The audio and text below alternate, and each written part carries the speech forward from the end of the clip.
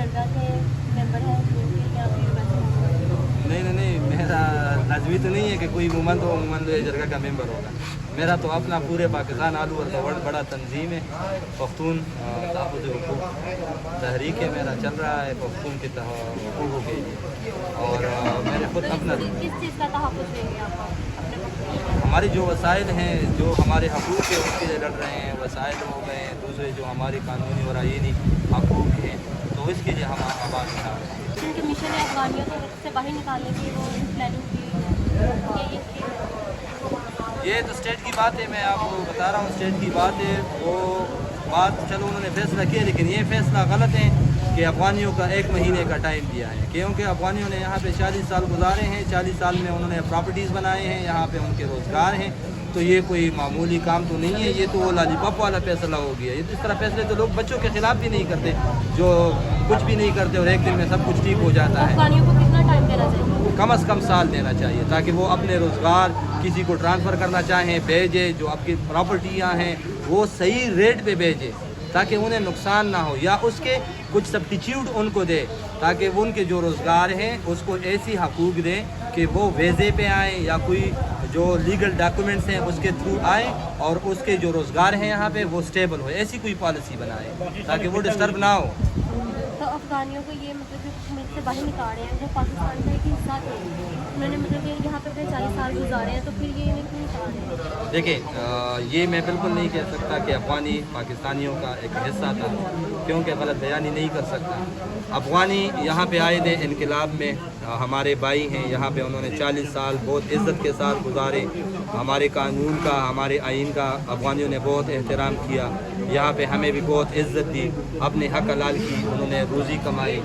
बाकी जो हैं यहाँ से अगर स्टेट निकालना चाहते हैं अफ़गानियों को, तो मैं स्टेट को सिर्फ ये कहता हूँ कि आप अगर अफ़गानियों को निकालना चाहते हैं और वाकई, तो फिर आप ऐसा करें जो कराची में इंडियन महाजरीन है उसको भी निकालें, ठीक है, जो अपना बंगाली बलोची है महाजरीन वो भी निकालें।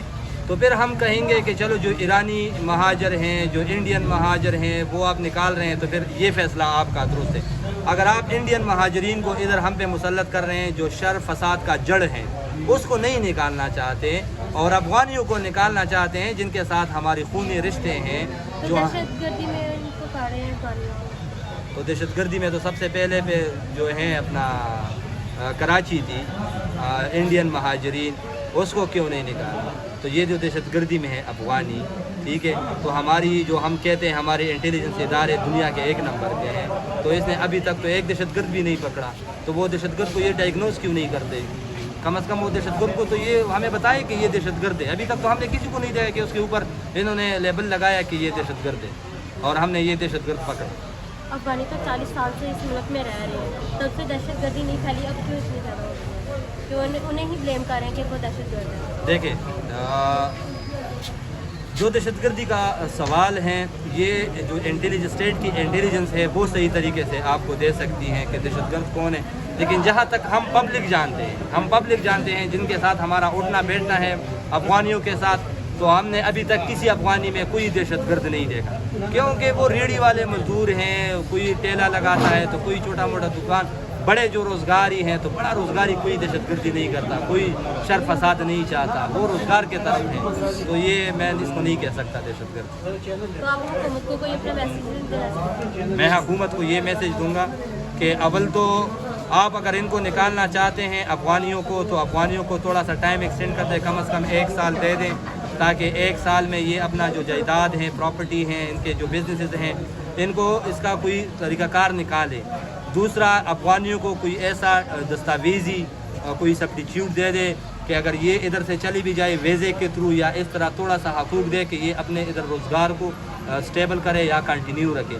और जो सबसे अहम बात है वो ये जो आजकल कर रहे हैं इस्लामाबाद में, पंजाब में, ये पकड़ दकड़ अफ़गानियों का, और उसमें साथ में पठानों को भी, जो पाकिस्तानी पख्तून हैं उनको भी डिस्टर्ब कर रहे हैं, तंग कर रहे हैं। तो ये पकड़ दकड़ ना करें, क्योंकि ये पकड़ दकड़ से अगर ये जाएंगे तो इनके दिल में हमारे लिए नफरत होगी, प्यार नहीं होगी, तो इज़्ज़त के साथ इनको रोक सकते हैं।